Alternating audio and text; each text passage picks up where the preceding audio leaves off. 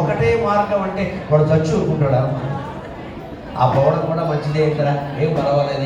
నాకు గవర్నమెంట్ ఉద్యోగం రాలేదంటే 35 ఏళ్ళు దాటినా యూనివర్సిటీ ఉద్యోగం వచ్చినట్టు పోయింది. విచిత్రంగా వచ్చిందని తెలిసింది ఇంచుమించు, కానీ రాలేదు. తర్వాత ఏదో మారేది, అక్కడ రిజర్వేషన్లో తేడా వచ్చింది, కోర్టుకి వెళ్ళారు మానేశారు. నాకు అనిపించింది, చాలా బాధ అనిపించింది. కానీ నేనేమనుకున్నానంటే నాకు అవధాన విద్య ఉంది కదా, ప్రవచన విద్య ఉంది కదా, ఈ ఉద్యోగం నాకు లెక్కేమిటి అని ఈ రెండింటి మీద నేను దృష్టి పెట్టానమ్మా.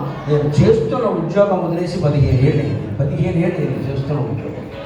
15 కాదు, 17 ఏళ్ళు. 2008లో వదిలేసిన నేను డిగ్రీ కాలేజీ లెక్చరర్ ఉద్యోగం. అప్పటి నుంచి నాకేం లోటు లేదు. నేను ఆనందం, డబ్బుకు లోటు లేదు, గౌరవానికి లోటు లేదు, దేనికి లోటు లేదు. కాలేజీలో పనిచేస్తే ఒక కాలేజీ విద్యార్థులకే నేను తెలుసు. ఇవాళ ప్రపంచంలో ప్రతి తెలుగు కుటుంబంలో గరికపాటి నరసింహరావు సుప్రభాత సేవ, పవడింపు సేవ. పొద్దునే నా మాటలు వినపడుతున్నాయి, పడుకుంటే నా మాటలు వినపడుతున్నాయి. ఎంతకంటే అదృష్టం ఏంటంటే నాకు యూనివర్సిటీ ఉద్యోగం వచ్చుంటే ఈ పని నేను చేయగలిగేవాడు కాదు. ఎందుకంటే యూనివర్సిటీలో ఉండగా ప్రవచనం చెప్పాలి.